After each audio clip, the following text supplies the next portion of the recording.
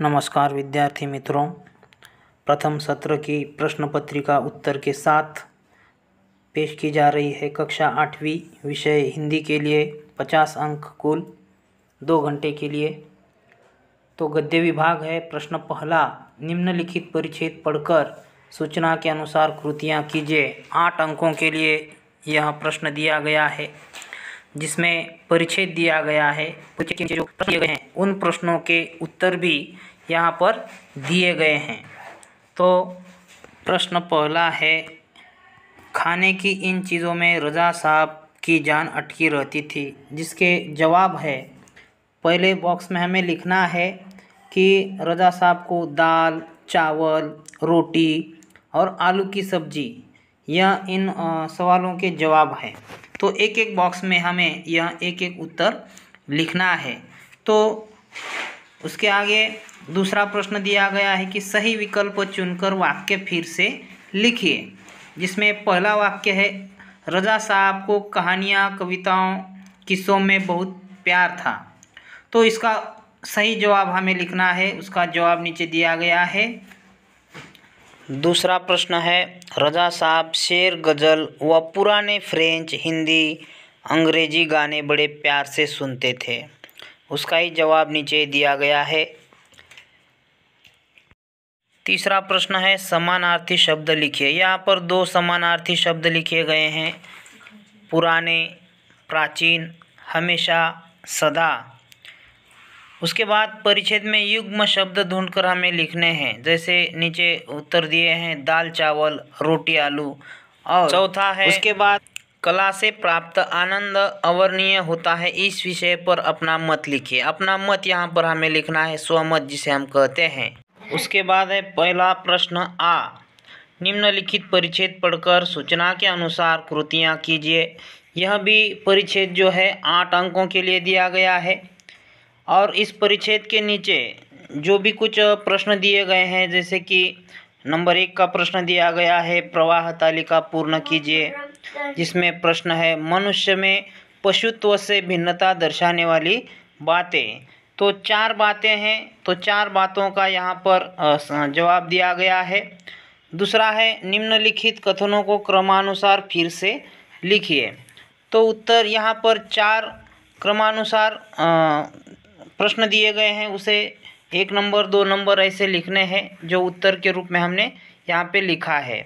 उसके नीचे तीसरा है, निम्नलिखित शब्दों के विलोम शब्द। अब विलोम शब्द यानी कि विरुद्धार्थी शब्द। जैसे सुख, उसका उत्तर है दुख, पशुता, मनुष्यता। ऐसे ही समानार्थी शब्द भी दिए गए हैं और उसके भी उत्तर यहाँ पर हमने लिखे हैं। उसी तरह चौथा प्रश्न है, यहाँ पर भी आपने विचार लिखने हैं कि हमारी परंपरा महिमामयी है। इस विषय पर अपने विचार हमें लिखने हैं। तो विचार भी यहाँ पर उत्तर के रूप में दिया गया है कि हमारी परंपरा महिमामयी है, हमारी संस्कृति कैसी है, उसके बारे में अपने स्वयं छात्र ने अपने विचार वहाँ पर लिखने हैं। उसी तरह दूसरा प्रश्न है पद्य विभाग का, जहाँ पर कविता की कुछ पंक्तियाँ दी गई है और उन पंक्तियों के नीचे कुछ प्रश्न दिए गए हैं कि विधानों के सामने सही अथवा गलत लिखिए। तो जैसे उसमें पहला विधान दिया गया है, जैसा भोजन खाए तैसा ही तन होए। तो इन जवाबों के सवालों के जवाब हमें सही या गलत में लिखने हैं। तो इसके भी हर एक सवाल का जवाब यहाँ पर लिखा गया है कि कौन सा सवाल सही है, कौन सा सवाल गलत है। तो चारों ही प्रश्नों के उत्तर यहाँ पर दिए गए हैं। उसके बाद है शब्द के शुद्ध रूप लिखिए। 2 शब्द दिए गए हैं, जिसमें पहला शब्द है बानी और दूसरा है औरन। तो बानी का मतलब है वाणी और औरन का मतलब है औरा। तो उसी तरह विलोम शब्द भी नीचे दिए गए हैं, शीतल और बुरा। उनके भी उत्तर यहाँ पर हमें इस माध्यम से यहाँ पर हमने लिखे हैं। उसके बाद का जो प्रश्न है कि उपर्युक्त पद्यांश की अंतिम 4 पंक्तियों का अर्थ लिखना है। हमें अंतिम 4 पंक्तियों का भावार्थ हमें लिखना है। प्रश्न दूसरा आ है कि वहाँ पर भी कविता के कुछ पंक्तियाँ दी गई है पद्यांश के रूप में, और उसके नीचे प्रश्न पहला दिया गया है कि प्रवाह तालिका पूर्ण कीजिए, जिसमें पहली प्रवाह तालिका है कि कवि ने इन बातों को सीख लेने को कहा है। तो अब कवि ने कौन कौन सी बातों को सीख लेने के लिए हमें कहा है, तो 4 बातें हैं। तो 4 बातें कौन कौन सी है उसके भी जवाब हमने यहाँ पर लिखे हैं। पहली बात है रोशनी के रंग घोलना। दूसरी बात है मीठी बोली के गुण रोपना। तीसरी बात है अप्रिय बात बदलकर कर मोड़ना। ऐसी चारों बातों का यहाँ पर उत्तर लिखा हुआ है। और उसके नीचे का प्रश्न है विलोम शब्द यानी कि विरुद्धार्थी शब्द। और फिर उसके बाद दूसरा प्रश्न है वचन बदल कर लिखना है, जैसे बातें यानी कि एक वचन और बहुवचन हमें लिखना है। उसके आगे पद्यांश की अंतिम 4 पंक्तियों का भी यहाँ पर अर्थ हमें लिखना है। जैसे पहले प्रश्न में हमने लिखा है कि आखिरी की जो 4 पंक्तियाँ हैं, अंतिम 4 पंक्तियाँ, उसी तरह इसी पद्यांश का भी अंतिम 4 पंक्तियों का भावार्थ हमें यहाँ पर लिखना है। तो जो यहाँ पर 4 पंक्तियाँ दी गई है, अंतिम 4 पंक्तियाँ यानी कि कुल मिलाकर हमें 8 पंक्तियाँ दी गई है, उनमें से अंतिम 4 पंक्तियों का भावार्थ हमें लिखना है। उसके आगे का जो विभाग है व्याकरण और भाषा ज्ञान, तो यहाँ पर प्रश्न तीसरा है कि सूचना के अनुसार कृतियाँ कीजिए। उसमें पहला प्रश्न दिया गया है समानार्थी शब्द लिखिए।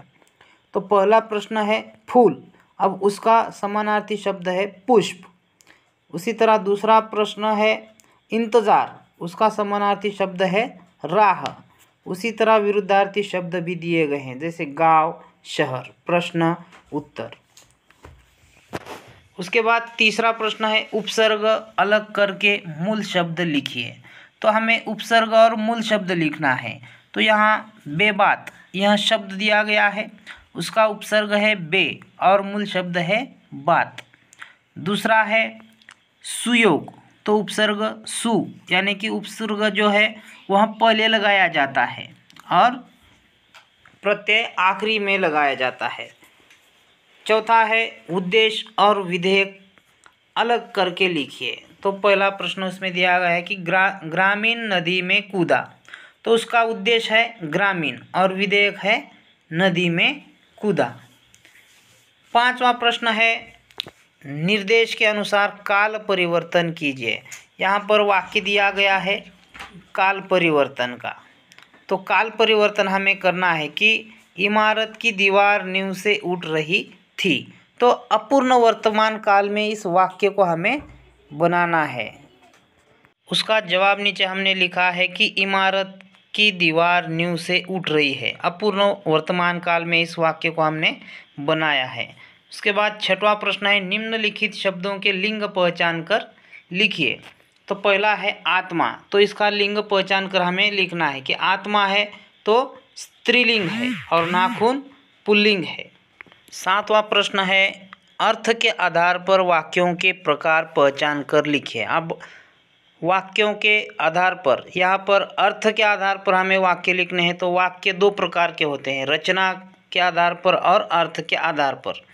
तो यहाँ पर हमें अर्थ के आधार पर वाक्य दिए गए हैं, जिसमें पहला है नाखूनों को काट दो, तो यहाँ आज्ञार्थक आज्ञावाचक वाक्य है। और दूसरा है मनुष्य किस ओर बढ़ रहा है, तो यह प्रश्नवाचक वाक्य है। अब 8वां है समुच्चारित भिन्नार्थक शब्द का अलग अलग अर्थ लिखे। एक शब्द दिया गया है वात, तो 2 भिन्न अर्थ हमें लिखने हैं, जिसमें पहला है दिन और दूसरा है आक्रमण। 9वां प्रश्न है निम्नलिखित विराम चिन्हों का नाम कर उनका वाक्यों में प्रयोग कीजिए। उसमें पहला जो विराम चिन्ह दिया गया है तो उसका नाम है दोहरा उद्धरण चिन्ह, यानी कि दोहरा उद्धरण चिन्ह कहते हैं। तो उसका वाक्य हमने यहाँ पर बनाया है। उसी तरह दूसरा चिन्ह है विस्मय सूचक चिन्ह है, उसका भी वाक्य हमने नीचे बनाया है। उसके आगे का प्रश्न है उपयोजित लेखन का। प्रश्न चौथा 4 अंकों के लिए यहाँ पर वृत्तांत लिखने के लिए हमें कहा गया है कि डॉक्टर बाबा साहब अम्बेडकर विद्यालय नासिक में मनाए गए शिक्षक दिन समारोह का रोचक वृत्तांत लिखिए।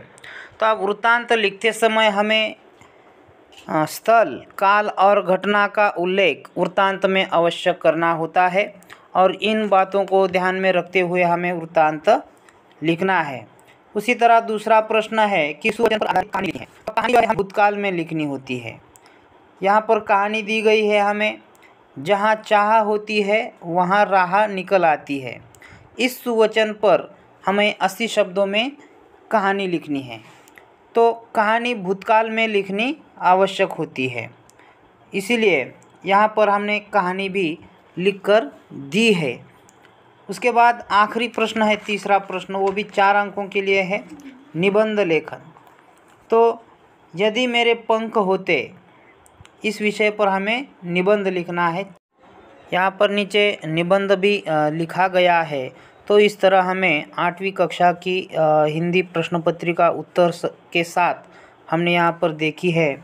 आगे नए नए ऐसे ही वीडियो आते रहेंगे। धन्यवाद।